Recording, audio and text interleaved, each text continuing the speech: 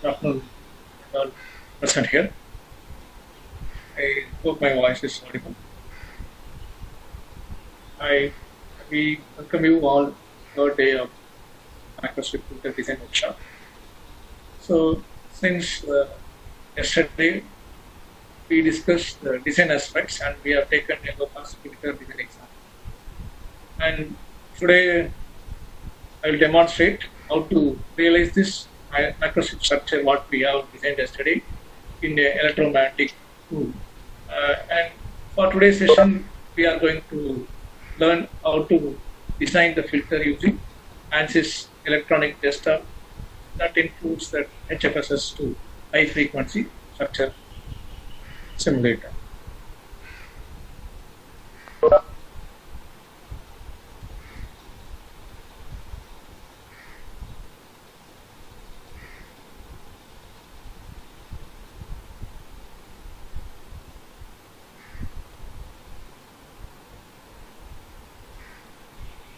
So I'll just give an overview of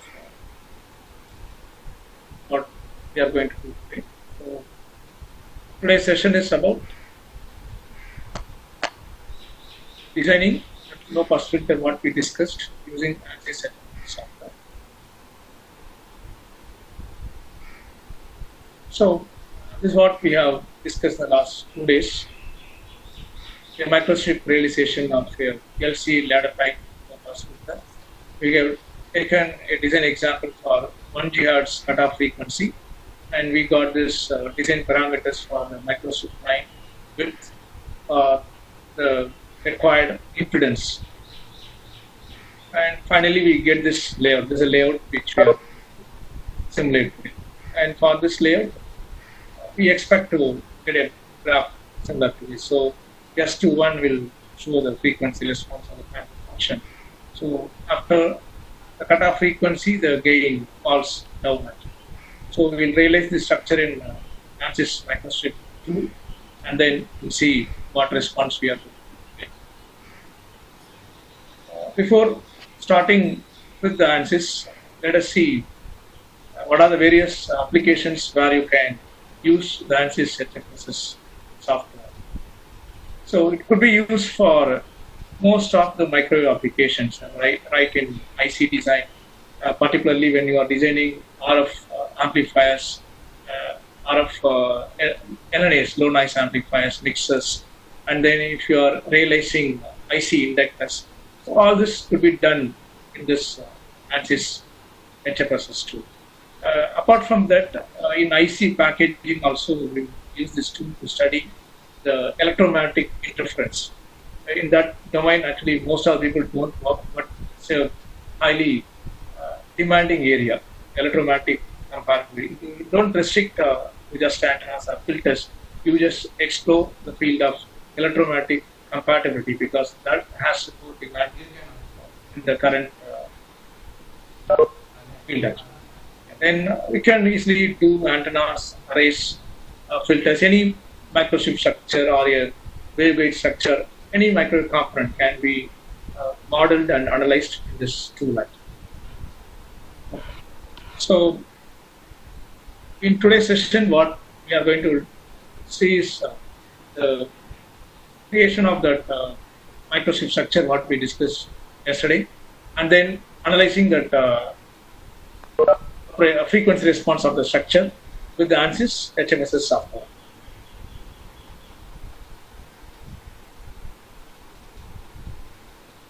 So the filter, what we have discussed yesterday is a step impedance low pass filter, which has been designed for 1 GHz, and this is a layout what we have obtained yesterday actually, and this is the expected frequency response. And this structure has to be created in an electromagnetic tool, and the tool which we are going to discuss today is ANSYS HFSS. So we have been mostly using this ANSYS HFSS software for a long time because it gives more accurate results, and the similarity between the fabricated and simulated results will be more closer actually. So the deviation is much less after the fabrication and measured values actually. That's the reason why we continue using this tool. Apart from this RF and antenna application, this particular tool can be used for IC design also, particularly in RF ICs like LNAs, mixers, then IF amplifiers, local oscillator circuit design. So we can use this for RF circuit design also, active circuit design also. For that, ANSYS adds another package called ANSOP circuit designer, which houses the library of all active components as well. So you can create and study that in that particular tool. It's all come under one package, ANSYS electromagnetic desktop package. So HFSS is mainly for the analysis of the passive structures. You create a 3D structure of the passive device, and then you analyze and look at the results actually. ANSOP designer is for simulating active as well as passive lump circuits.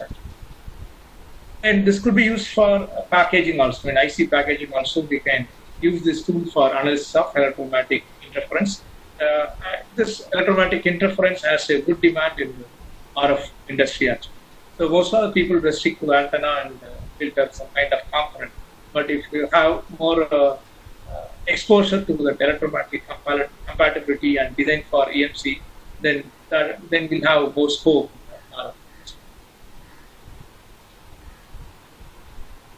So this is actually the design flow when you are using a HFSS software.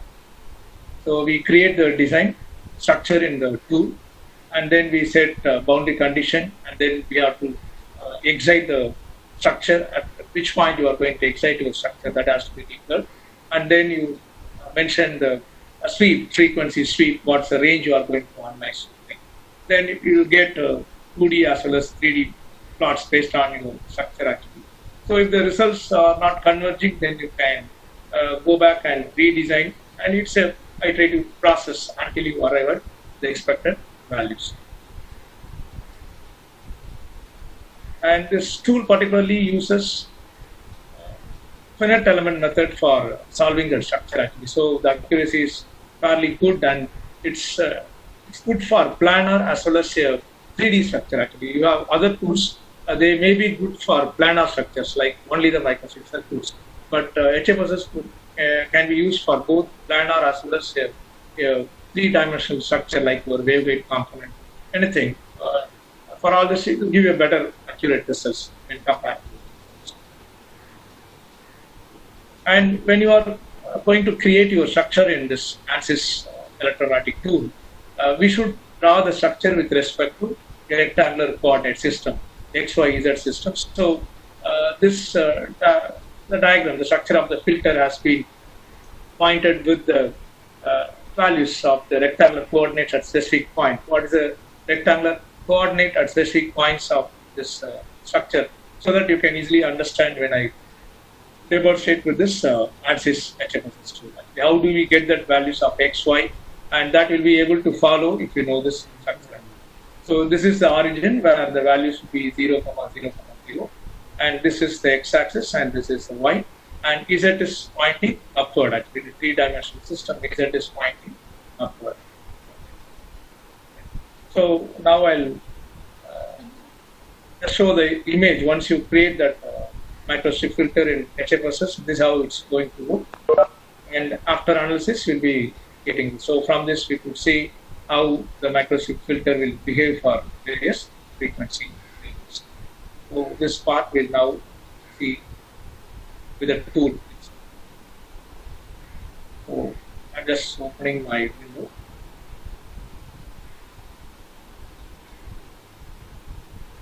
So if you have already worked with this electromagnetic tool, then it will be familiar.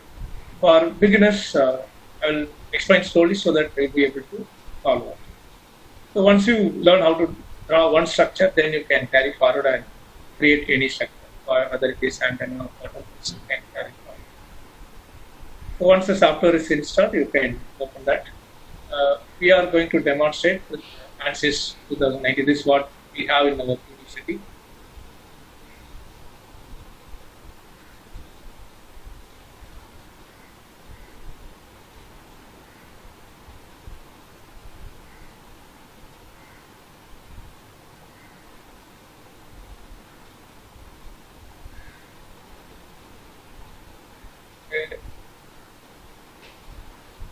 Just confirm, you could see this ANSYS window. Can you see this ANSYS window? Can you all see this? Anyone please confirm whether the ANSYS window is visible. Okay, fine.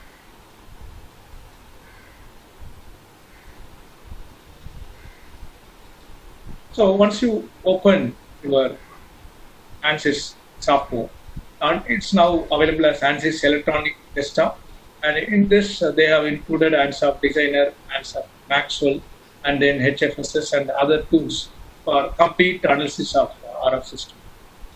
So to start with, we'll create a new project. This is the thing, insert HFS. You could see other tools available, Simpler, Maxwell, in circuit design suite. That's Q3D extract designer. So many tools have been integrated into this single package, and they name it as ANSYS Electronic Desktop. Maxwell would be useful for people who are electrical domain or analyzing the electromagnetic field distribution in the motors, coils. That very much useful for electrical.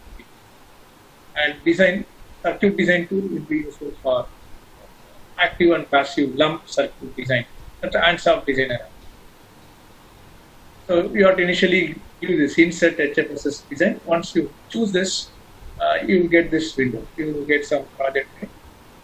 I will show you once. So insert HFSS design. Now you have two projects being visible here. One, I'll just delete.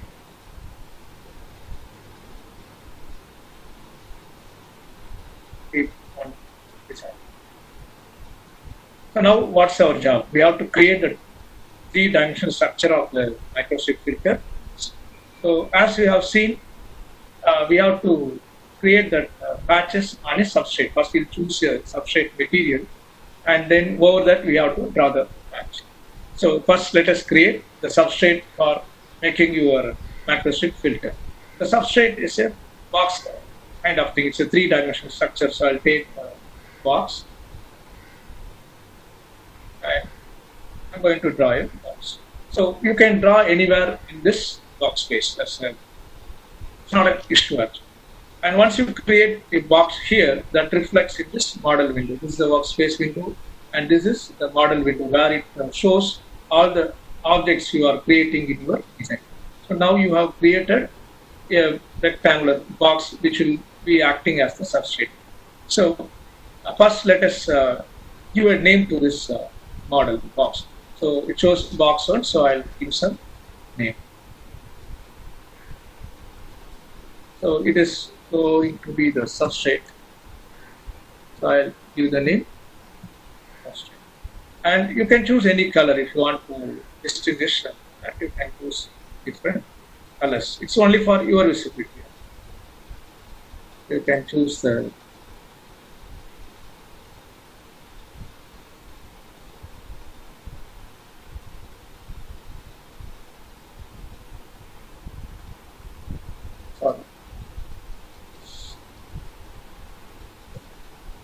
So we rename the box. Open this box and rename it as substrate. And then you choose the material which you are going to use. And you could find, yesterday we have chosen a dielectric material with epsilon r equal to 10 actually, so we are going to choose it. Or it is 10.8 we have chosen yesterday. So let us search this material. 10.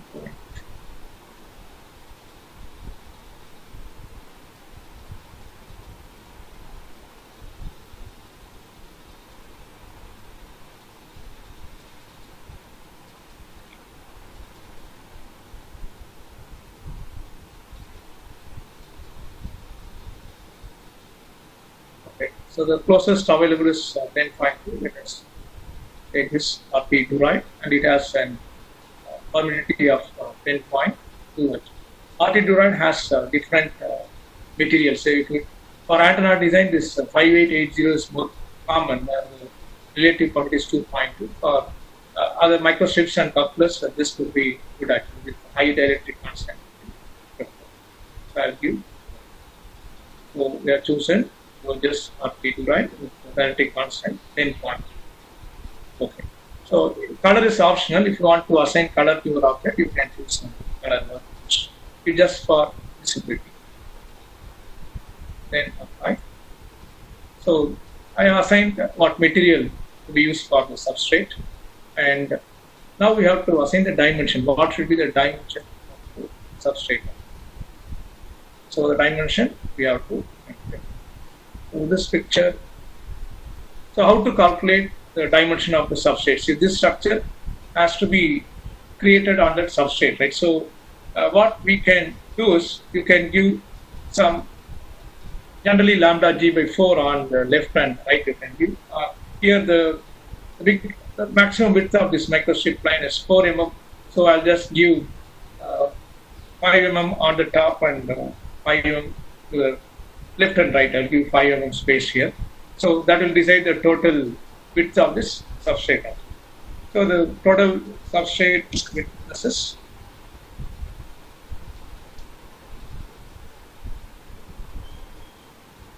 16 mm. I'm just making it the width to be 16 mm. So this is 4. I've given 6 over here and 6 over here. So overall it becomes 16 mm. So it should be broader. Generally lambda g by 4 we can choose actually.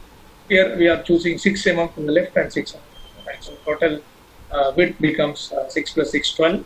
12 plus 4, 16. That will be the width of the substrate.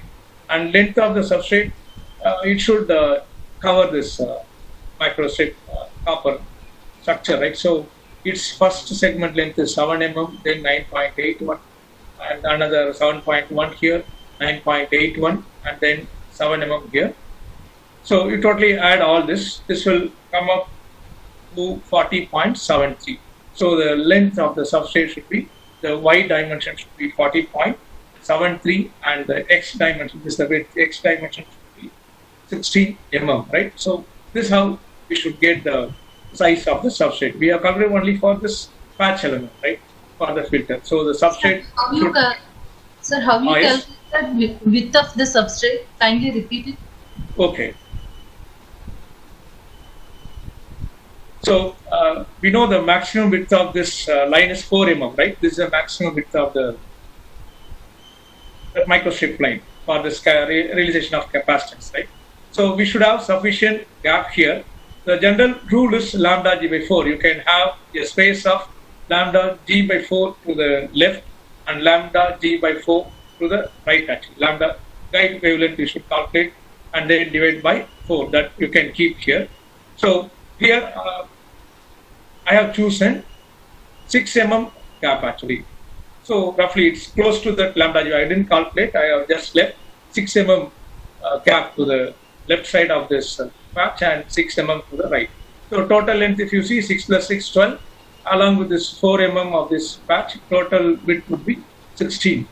So you should have enough gap, that's all. Larger the gap, better it is. So the boundary could be lambda g by 4. Minimum it should be lambda g by 4, you can calculate. For 1 GHz, you can find out guide wavelength and then you keep the space as 1/4 of that. So, okay, this is the thing. So its length is 40.73. That is decided by this elements actually. The width it's in our hands, so we should have enough gap on the left and right. So here we have chosen 6 mm on top and bottom of this center pattern. Okay. So now we want to create a substrate. We are starting at the origin 0, 0, 0. So that should be the position, and then x dimension should be 16 and y dimension should be 40.73. So this value you have to enter here. So position, I'll just, when brackets are not necessary, simply you can go ahead 0, 0, 0. You are starting at the origin, and then you from origin you have to tell what is the x dimension. But this doesn't have much impact. The width will not have much impact. So just you keep kind of gap from the patch element, then it is going to perform well. Y is the length of the substrate. Just you add the length of all elements, you will get around 40.73. Then Z is your thickness, right? So yesterday we have taken that thickness as 1.27 actually. So now if I give 1 plus 1.27, the substrate will be above that 0. So I want to keep the surface at Z equal to 0. So I'll just give minus 1.27, so that the bottom of the substrate will be in minus Z. So I can have the top of the substrate at Z equal to 0. It will be convenient to draw the other patch. Anywhere penta not a problem. It will be more convenient if you keep that. So this is how we fix the value for the substrate. So for each element you draw, this is the way you should enter the values. So you give where you start drawing the structure, right? Where the structure starts, then what is the X and Y dimension, and then the thickness. If it is a box kind of thing, thickness you should mention. Right? So I've given minus 1.27 because I want to keep the top of the filter at Z equal to 0. So I just taking that structure below the Z axis, minus Z, that's all. So I'll apply and give OK. So after this, to give fit all, it will complete. So you could see I just randomly you can draw somewhere. You need not to go and start drawing from the exact coordinate. Just draw somewhere and then enter the right dimension in this into the coordinate system, right? You could see that on top is Z equal to 0 and bottom is Z equal to minus 1.2. So now the substrate is ready. So all microstrip structures will have a conducting ground plane, right? So now we have to draw a ground plane. We have created a box, assigned it as a RT Durite substrate. You can analyze all other material also. Later on we'll see what's the impact of the. You can easily change the material and see how the results vary.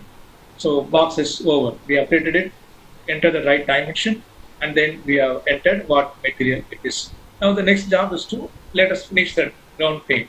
The order is not a problem. Anything you can draw first and take it any different order which you like. So now I'll draw the ground plane. For drawing the ground plane, I am choosing rectangle sheet. Actually, I have chosen this because the ground plane is a perfect a coating of a copper. Actually, its thickness is negligible. So in HFSS, you can take a sheet. Actually, other option is you can take a box, and if you know the thickness of the copper layer on PCB, you can enter the thickness. Is a dimension you can use. That's also correct actually. But for most of the cases, taking that bottom conductor as a sheet, the patch also as a sheet is acceptable, and you get reliable results. So I have chosen sheet for drawing the ground plane. So the ground plane, I'm just drawing somewhere as I told before. It's a rectangle, not a box, just a sheet, right? No thickness. Okay. So once you draw here, that object reflects in this model window. So here also you name it. You name the rectangle. It's a ground plane, right? So the naming is your choice. You give any convenient name, ground plane or just ground layer. And do like this. And color, you can keep it different just to distinguish. It's going to be assigned color. Now we have to give the dimension for this sheet. You know, it is going to be at the bottom of the substrate, right? Its dimension same as the substrate.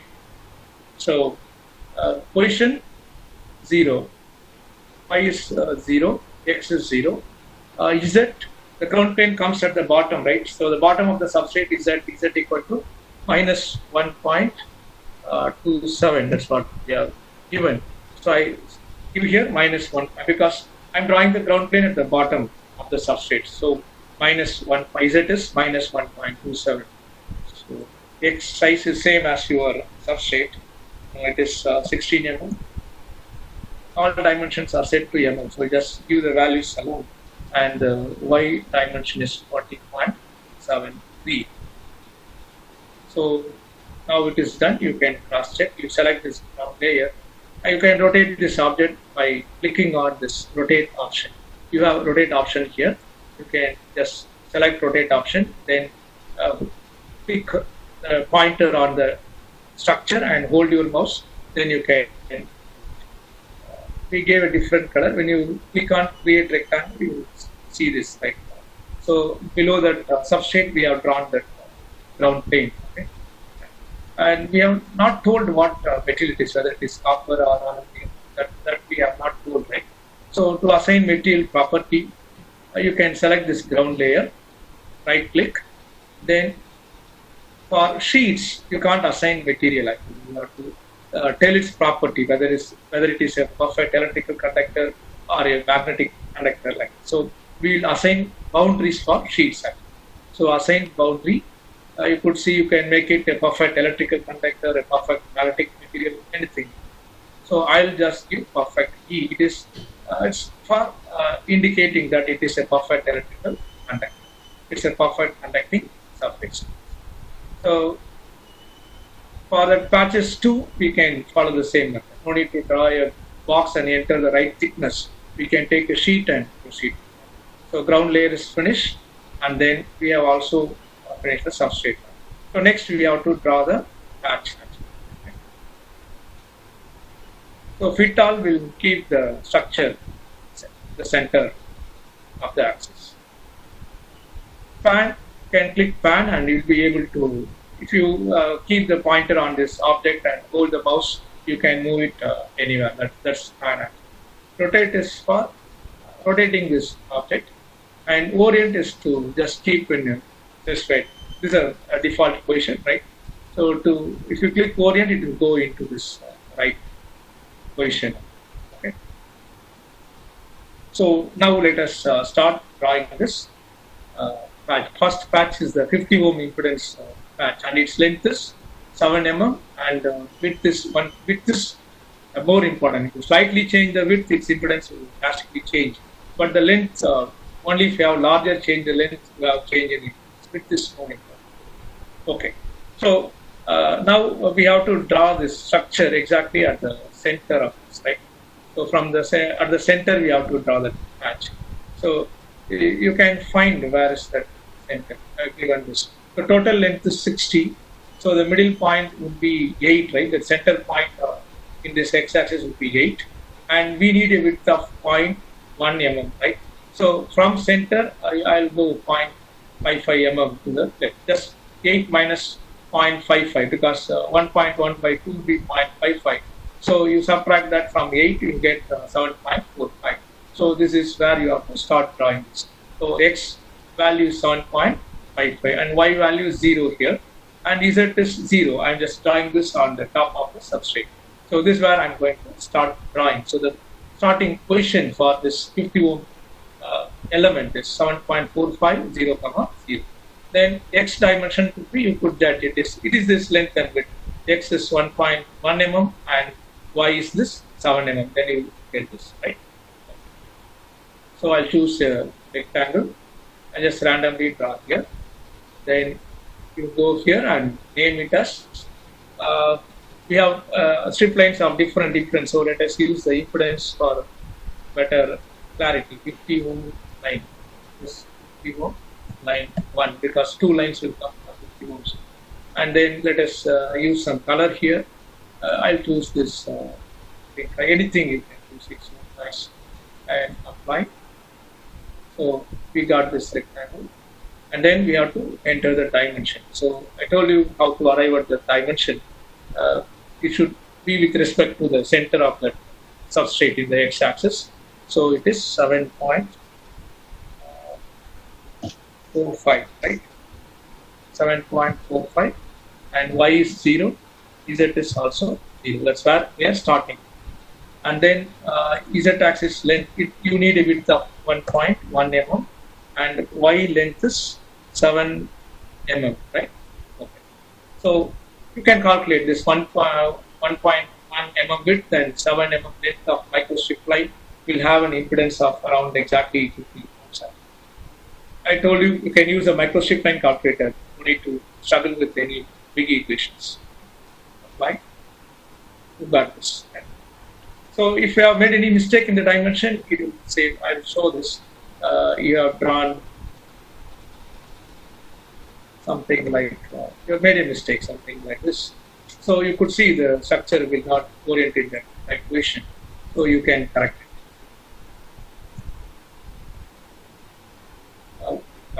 So next is drawing that patch for the capacitor, inductor, that high impedance 9 inductance we need to draw. So the inductor should be, okay, so where you should start drawing this. So this should come from the midpoint of this circle. It should come from the midpoint of this. So again, we know the midpoint is 8. Now the width required is only 0.2 mm, right? So you subtract you divide this by 2, 0.2 by 2 will be 0.1. So from the center, it should be 1 mm to the left and 1 mm to the right axis in the x-axis. Am I right? From the center, it should be 0.1 mm to the left and 1 point to the right axis. So we'll start at 7.9. That's the extreme point of this structure. So the starting point for this high impedance line, which realizes the inductor is 7.9. And now you have moved 7 mm from 0, right? So y dimension here, y value here is 7, right? So x is 7.9. I'm starting here, and I start at x equal to 7 and z is 0. So this is the starting point for this high impedance line, actually, starting position here. So we have to create another rectangle. So I'll create another rectangle here. I name this as it is 93 ohms. 93 ohms line 1, and all are going to be the same copper patch. We can do the same color, and now give the dimension for this 90 ohms. So I told you the position. It starts at x equal to 7.9 and y equal to 7 mm, because the first patch has extended to 7 mm, and then z is 0. It is on the top actually. And x dimension is the width. You need only 0.2, right? And y is 9.81. That's the length of the high impedance line, 9.81 mm. MWA-WCG comes here, right? And one thing we forgot to do for these two lines. This is also a perfect conductor, right? It's a copper layer. So we have to, either you can do individually after finishing all the sheets, then also you can assign it up close. One by one also you can assign, or all together you can select and assign one stage. So I am going to declare this two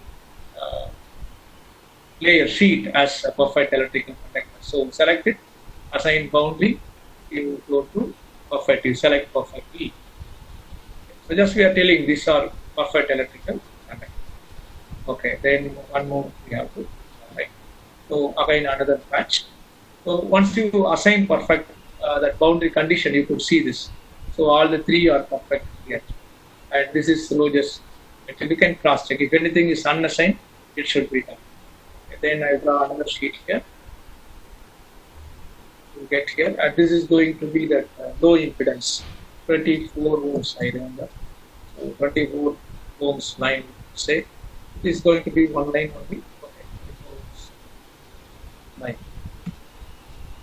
And color, same process, apply, okay. Then the dimension is, okay, now we have to calculate where this will start. And the same thing, so x is, the midpoint of x is 8 actually, with respect to the substrate. And now you need a width of 8 mm, right?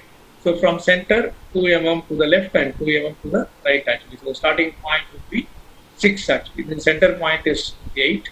So 8 minus 2 would be 6. So where you should start drawing this is 6 actually. Okay. And then the y point, you just add these two. You already here 7 mm, then 9.81. You add these two. That will be the y value where we have to start. So it would be 7 plus 9.81 is 16.81. So that's a starting point for the y. And then z is 0 actually. So this is the position where we should start drawing this. So if you are able to calculate this position for each element, easily you can draw it. So from here you just give the width, the x value and y value. Okay. So Now I'll give the dimension for this. So you know it is 6 x value. Z value is 16.81, 0. That's where we start, and the total thickness is 2 mm in x. Y-axis it is it is 4 mm, right? X it is 4 mm. It is 4 mm, and the length of this is 7. This is for an impedance of around 24 mm. So you get this structure.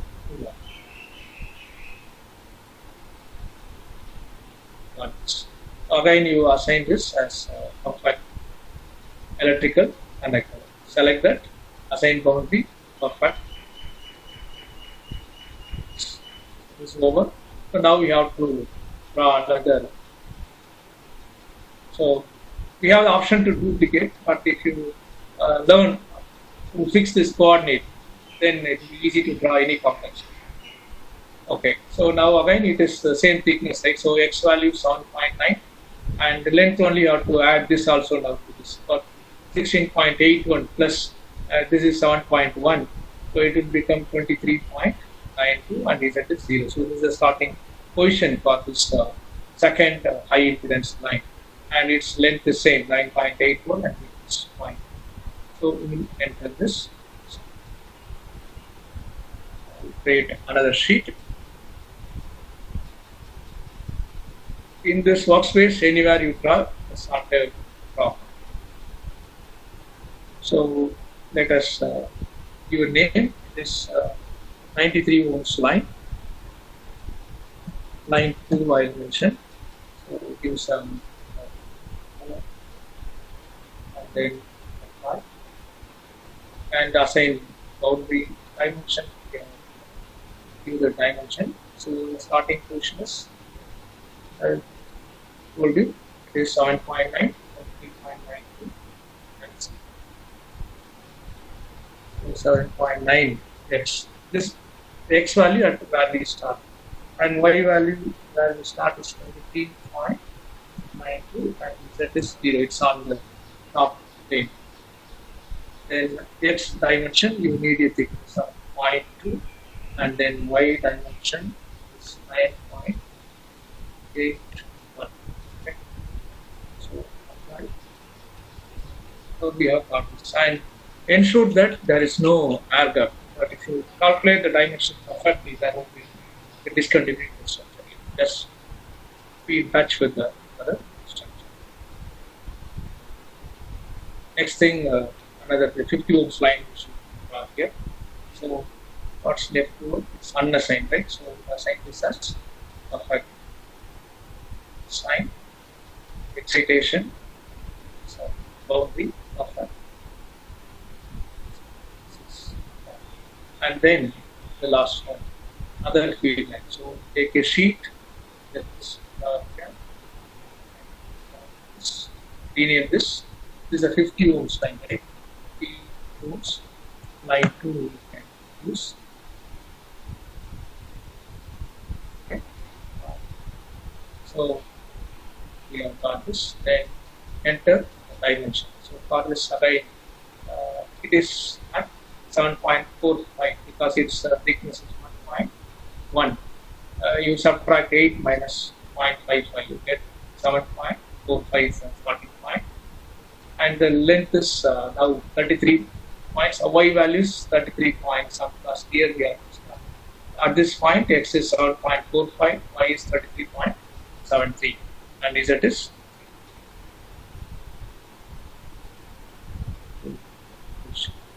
7.45 is the start. And y value varies. Simply we are just adding each element. 7.3 and this 0, right? So x size is 1.1, that's the thickness width we need, and y size is 7 mm. So it will exactly terminate at the edge charges. There should not be any projection outside, or it should not be short term. So it's just a linear algebraic calculation. So your structure is ready now. Okay. After doing this, you have drawn this as 4 individual elements, 1, 2, 3, 4, 5 elements. Right now, they are separate elements. Even though they are close to one another, the software will consider these 5 elements as individual objects actually. So, even though you have told all are perfectly connected, it will be considered as independent elements. So, we have to merge this into single object actually. So, that you can do easily in the software by an option, Boolean addition actually, Boolean unite option. So you just select what are the objects you want to merge to convert it to one single, so that there won't be any discontinuity. If you do not merge, there exists a discontinuity. Okay? A contact problem will be. So this is again, sorry, this is not assigned.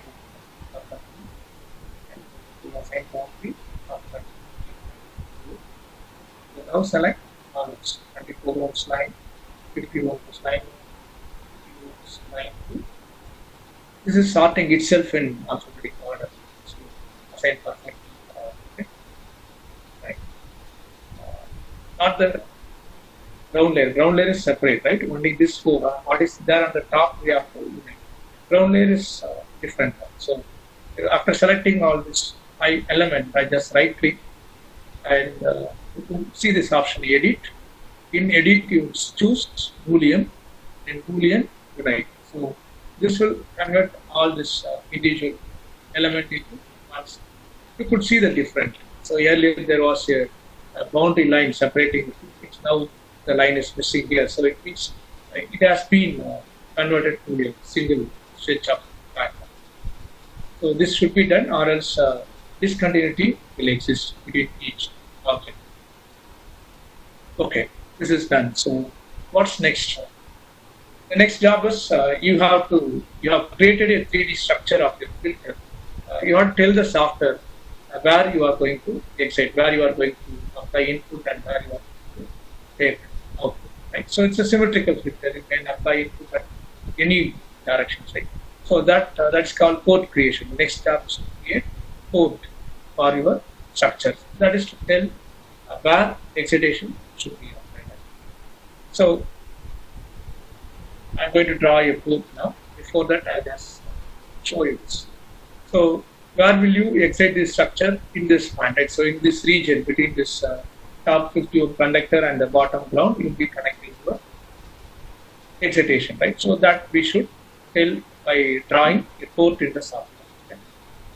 So now what we are going to do is we are going to draw a rectangle covering this region from the top of this 50 ohm line to the bottom of this, and that will and then I'll declare that as port actually. Then the software will understand in that region excitation should be applied.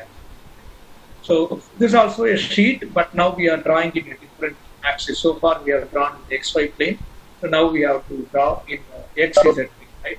The sheet should be in the XZ plane. So before drawing the port, you change your plane to ZX. So now you'll be able to draw a rectangle over this edge. Right? Randomly you draw, not a problem. Just we have. So if you do not change this plane, it will be lying on this Z equal to 0 plane actually. But we have to draw this rectangle in this region covering this. It should not project out. So better I'll give the right dimension so that. So what is this is, we are telling the software you excite this structure in this area. This is the cross-section area in which the feed, the excitation will be applied by the tool, and it will analyze how the signal propagates. And if you draw a little bit larger than this edges, no problem. It will not be exactly fitted. It can be slightly larger. Beyond this patch also it can be wide. But good style is finishing the port within this cross-sectional area of substrate. Don't allow project make the port projects outside on all the direction. Nothing wrong actually. It's not going to affect the performance of the structure. But a good practice is you try to close this structure alone. It should cover only this region. Try avoiding or going beyond this dimension of the substrate height. So we have drawn this. Let us give the name for this. This is a port, not a.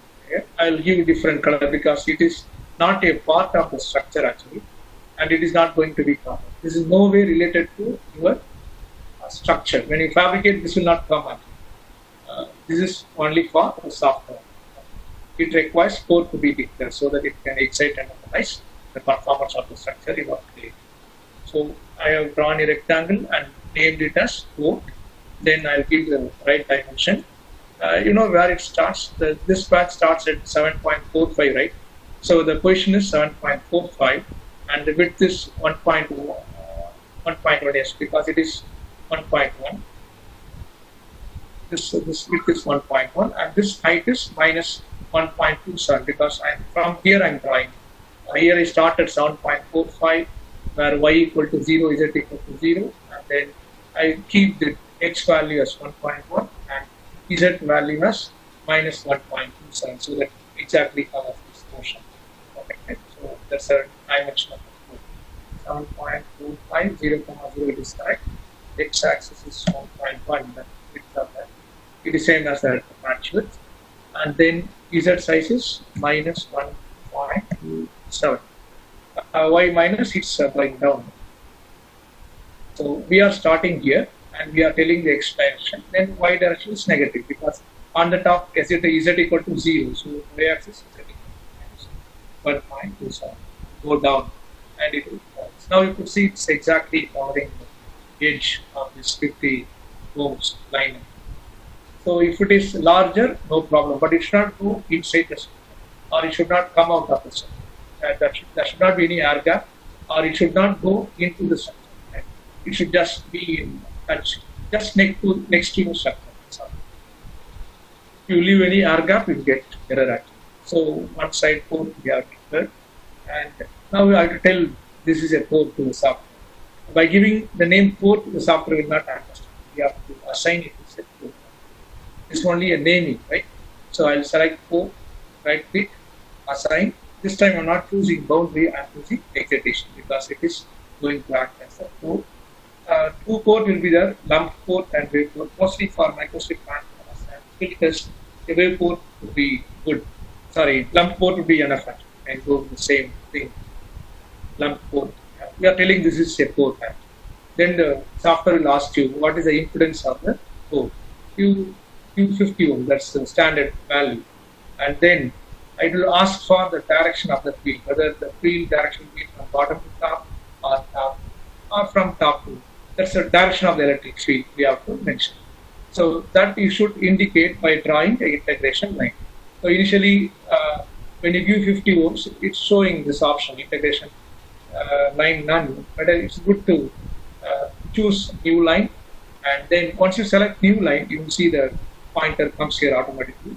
Then you have to tell what is the direction of the electric field, and you just tell it starts from the ground plane and terminate on the top.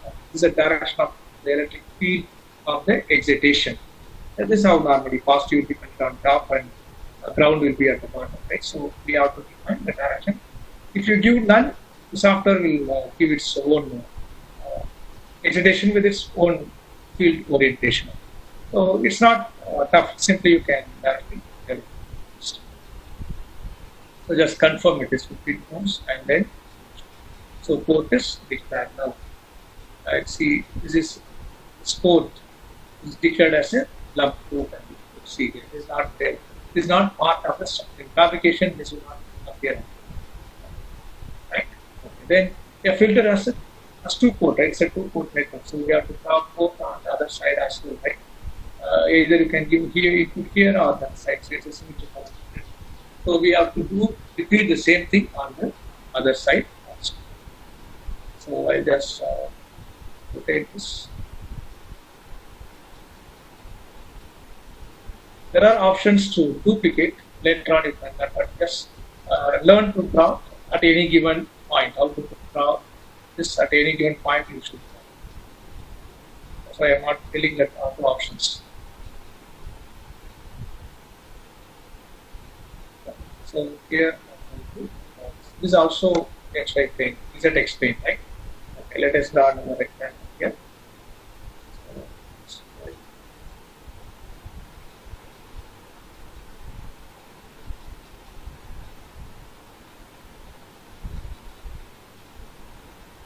Simply draw it and let us see the dimension. So rectangle 1, we just do this as port 2. I forgot to use port 1 over there. Put it here, use different color for port. So this port 2 and we do the dimension. So what will be the dimension of the other end? So x is same, right? 7.45 and position is different. The y value is at the extreme, the end of the substrate. So it is 40.73, that's a y value, and z value is minus 1.27. You start on top, we give here 0. We start at the top and go down to the bottom of the curve. So x size is the width, which is going to be 1.1, and z size is the thickness. Now I do minus 1.27. Okay, so you can see it's exactly this. And then we have to assign that as a lump, right? So select port, assign excitation because it is a port.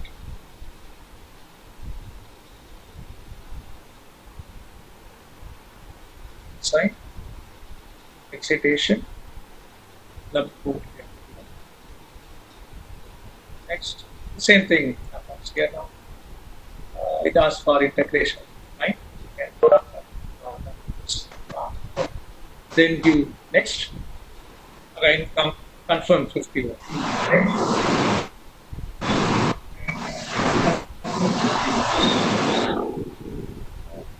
Any problem?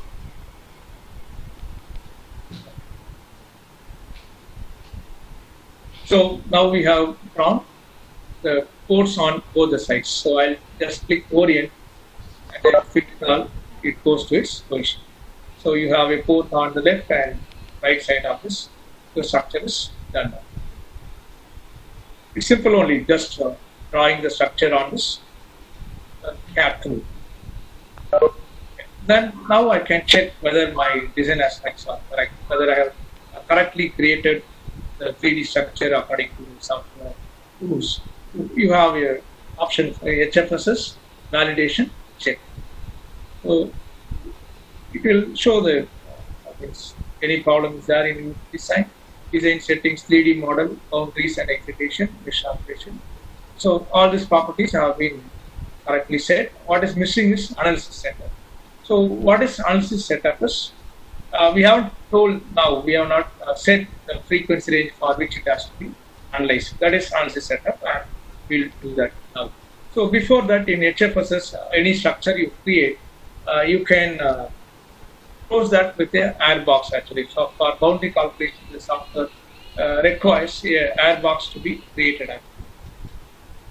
So to create the air box, just keep your mouse on this workspace, right click, you have this option, create open region, operating frequency to loss, our cutoff frequency is 119, 1 GHz. I can give that, then give. So you could now see the structure is created by, it's just a air box and it is required for the software for boundary estimations, right? So you don't have to bother about this, just right click and give create open region, creates the right dimension. Only in older version we have to draw the dimension for the air box and tell it is RPD. But now they have made it an auto option, right click and give open region, you will get that option. It just mostly required for antennas. For filter, even if you do not have this open, let us see later, we'll remove this open region and see whether the results changes or not. But antenna, it will give you better results if you have a open region surrounding your structure. Right. Antenna will have only one port, but here we have two ports. So analysis we have to do, right? So to set the analysis frequencies, you open this project manager window and you see analysis. you double click on that, right click and right click on this. You get the option add solutions setup, you can choose it and then enter what is the center frequency. If it is a band pass filter, you can give the center frequency. If it is high pass, low pass, you can give the cutoff frequencies. For low pass, it is 1 GHz cutoff frequency. And number of passes is just the iterations it will try. I can give 10, 20. More the number of passes, more will be the accuracy of the results, but it takes more time to give the results. Okay, so 10 will be more than enough. That is for best purpose. So it will do the finite element solver will use mesh. It will convert your structure into small mesh, right? So that mesh sizes will be adaptively changed in each iteration to get a better result. So just give default values. No problem. We have given that. Once you give that analysis setup, then you have option setup. Again, you right click on this. I'll tell you once again. You click on this analysis. You have the plus symbol. You could see the setup you have created. Again, you right click on setup. You could see the option now add frequency suite. Okay, here you can tell what frequency range you want to, and it's a low pass filter. So we have to see what's happening in the low frequency also. Right from 0, don't give, the software will not accept it. Okay, so 10 GHz, not necessary, 5 GHz, because its cutoff frequency is high. You can, this will work up to 100 GHz, easily 100 GHz, you can simulate accurately with this tool. These points, more points will take more time, but better accuracy. So interpolating, discrete and fast are the three techniques to solve the finite element method equations actually. So fast will give results in short span of time. Interpolating the results, slightly the results will vary actually. Not much, by 0.01%, something like that. Vary. So I'll give interpolating default one for better results, and then give. So for frequency there is for filters there is no radiation. It's only the frequency response S11, S21, something like that. So that's all. This setup. If you finish, the job is done. And once again, let us check with this analysis whether we have done all the steps correctly. So once you get ticked in this validation check, then you can proceed for simulation. Okay. Now the next job is to simulate our structure. So that's running this software, to run the software now. So HFSS, you can analyze all. This will analyze and find out all the parameters of the software. So last saving. This one large filter. This is a default location. You can save anywhere you want. So save it and it will start analyze. You wait for a while, it will take. So this is progress window. When the simulation is running, so what it is actually calculating, that will be displayed in this progress. And this is message manager. If you have any error message, anything related to your simulation, you will see here. Once simulation is over, it will show normal completion of simulation. Then you can see your results. So working with microwave components now have been reduced to creating the components in the tool actually. The analysis will be done by the software. So initially not be a mathematical expertise. You need not have very strong knowledge in mathematics so that then only you can understand the entire RF design. It's not so. Step by step you learn. Now even the filter is more complex. As you go more complex, how simply we can take, we have taken a very small example and we have seen how we can easily implement a microstrip low pass filter. And then gradually you learn the background mathematics related to each structure. So you can enhance your math stuff as well as over a period of time. So it's not required to initially be a strong, be good at mathematics to start with RF design. It is not so. Because now we have online tools coming to our help, right? So we straight away get the values using them. There are other special filter synthesis tools also.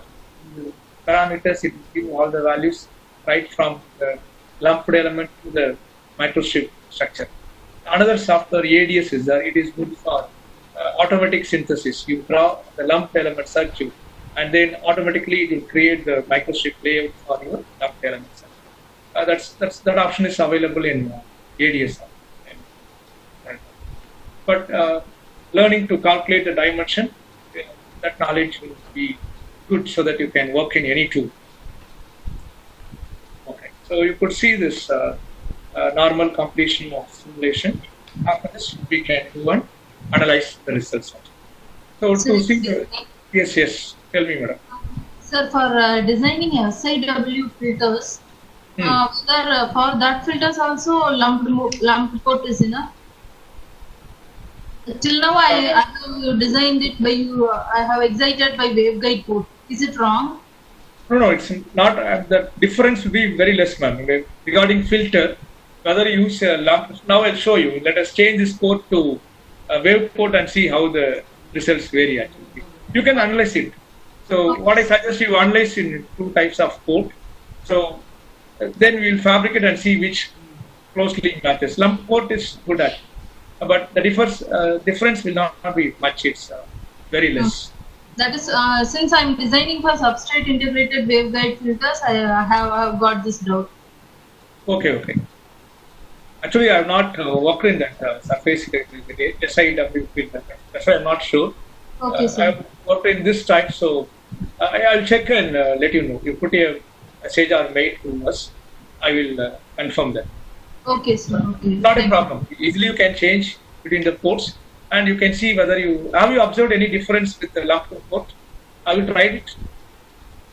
No, sir. Till now I didn't try it. Okay, you just try it. It's not a very small thing. Just you have to go back here and change it to wave port. That's all.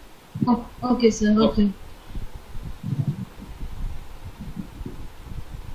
So once this simulation is over, we can go to HFSS and results here.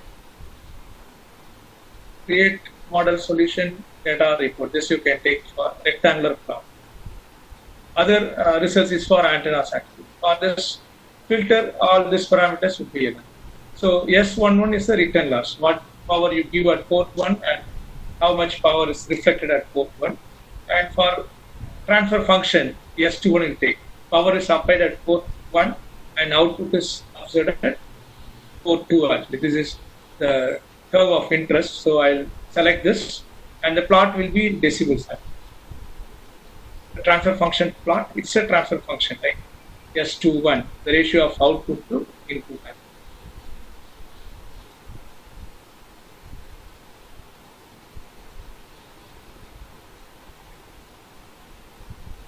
So you could see here at low frequency value is 1, right? So after the cutoff of around 1 GHz, it gradually comes down. This is just the resonant curve. If you limit your simulation to 3 GHz, then it will be getting it perfect. I'll just change the speed to 3 GHz. Restrict to 3 GHz so we can get the necessary 0.5 to 3 GHz. So this is what is expected. So after 1 GHz, gradually comes down. And this is where we can make difference. If you want a faster roll-off rate, after cutoff frequency, it has to come down more steeply. That's called roll-off rate. How many decibels per decade we used to say. There you can bring in difference in filter performance. And then you can compare the ripples. Here we have taken a very lower order, n equal to 4 actually, with a higher order, or there are other types of filters as well. We can use stubs.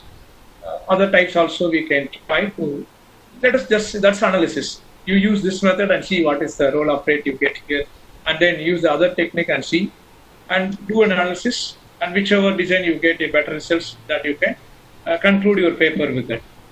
So paper is about analysis, what analysis we have done here. Okay. So I hope you are fairly getting the expected results. And if you want the other plot also, you can use here.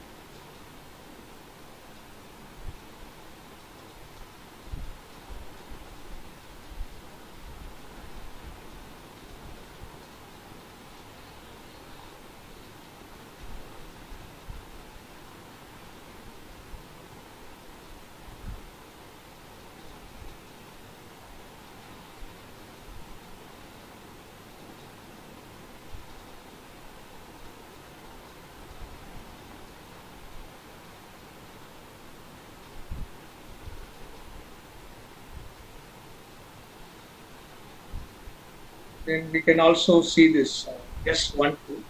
So what will happen when you exit in the opposite direction? You can add trace signs. Actually, we can bring in all the trace in the same valve itself as possible.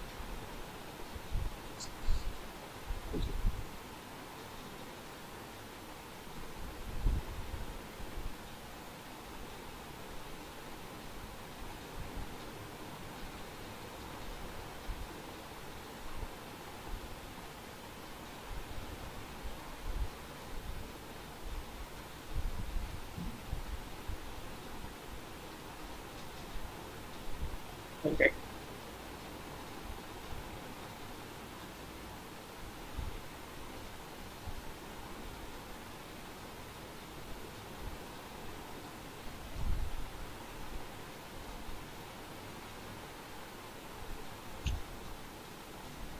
So with this, I conclude the design simulation of this microstrip low-pass filter. If you have any queries, you can ask me now.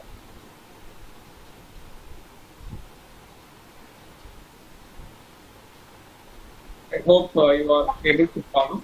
Actually, we'll be sharing you the video link of this demo, so you'll be able to download it and ready. If you have any further queries, please put a Excuse me, sir. Yes, sir. Help. Sir, excuse me, sir. Yes. Sir, which one is better for either CST is better or HFSS is better for filter design, sir? Which one is better for This filter critical design? question, because as I said, with our experience, we have got closer results with the simulation and fabricated value with HFSS. Okay, sir. So that's the reason we have been using this software for a long time.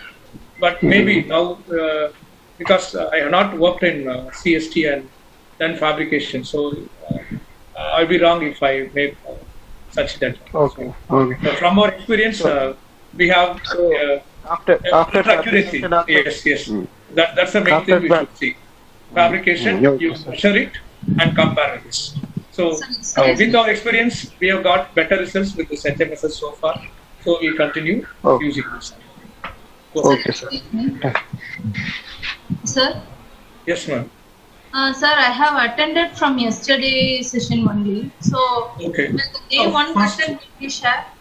Yeah, PPT will share. The videos, all the 3 videos will be shared. All the 3 videos will be shared. Yeah. Day one, we didn't talk about the design aspects. Just what is a filter, the basics only we have discussed. So we'll be sharing the link of all the videos. We'll be able Okay, to. sir. Okay. Thank you, sir. Thank you. Okay. Thank you all for sparing your time. I hope it was a useful session for you. Thank you. Thank you, sir. Thank you so much, sir. Thank you, sir. Thank you so much. Thank you all.